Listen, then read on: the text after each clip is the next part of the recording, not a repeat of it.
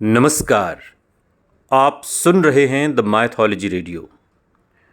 जब हनुमान जी को पकड़कर रावण के दरबार में लाया गया था तो रावण ने यह सोचकर उनकी पूंछ में आग लगा दी कि हनुमान जी की पूंछ जल जाएगी और वानर के लिए उसकी पूंछ बहुत खास होती है।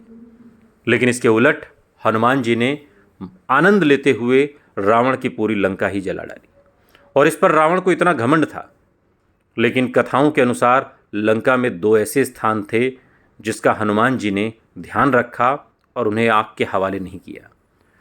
पौराणिक कथा के अनुसार हनुमान जी ने लंका के जिन दो स्थानों को नहीं जलाया था उनमें से पहला स्थान था अशोक वाटिका, जहां माता सीता कैद थीं। ये तो जाहिर सी बात है कि जहां सीता माता कैद हैं वहां हनुमान जी कैसे आग लगा सकते थे। तो अशोक वाटिका हनुमान जी के कहर से बच गई। लंका में जो दूसरा स्थान था जहां आग नहीं लगी थी वो था विभीषण का महल। जब हनुमान जी ने लंका में माता सीता की खोज शुरू की तो वो हर घर की छत से गुजर रहे थे। उन घरों में उन्हें एक ऐसा घर दिखाई दिया जहां दानव जैसा कुछ नहीं था, बल्कि वहां भगवान विष्णु के बहुत सारे प्रतीक मौजूद थे। और उसे देखकर हनुमान जी इस सोच में पड़ गए कि रावण की नगरी में कौन ऐसा संत रहता है जो रावण की महिमा मंडन करने के बजाय धर्म के रास्ते पर चल रहा है।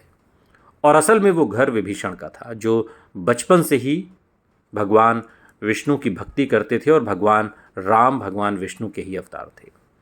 तो ऐसे में हनुमान जी उस घर में कैसे आग लगा सकते थे।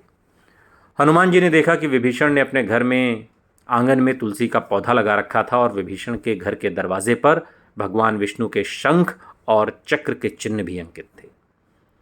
हनुमान जी ने जब ये घर देखा तो वो सच पता लगाने के लिए एक साधु का वेश बनाकर विभीषण के द्वार पर खड़े हो गए। विभीषण अपने घर के बाहर एक साधु को देखकर चौंक गया। साधु के रूप में हनुमान जी ने विभीषण की मंशा जाननी चाहिए तो विभीषण ने बताया कि वो किन हालातों में अपने दुष्ट भाई रावण की लंका में मजबूरी से रह रहा है।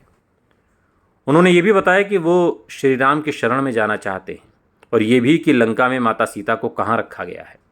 हालांकि कई मान्यताओं के अनुसार हनुमान जी पूरी लंका में आग लगाने के बाद एक बार फिर से अशोक वाटिका गए थे, ये देखने की कहीं गलती से वहाँ भी तो आग नहीं लग गई।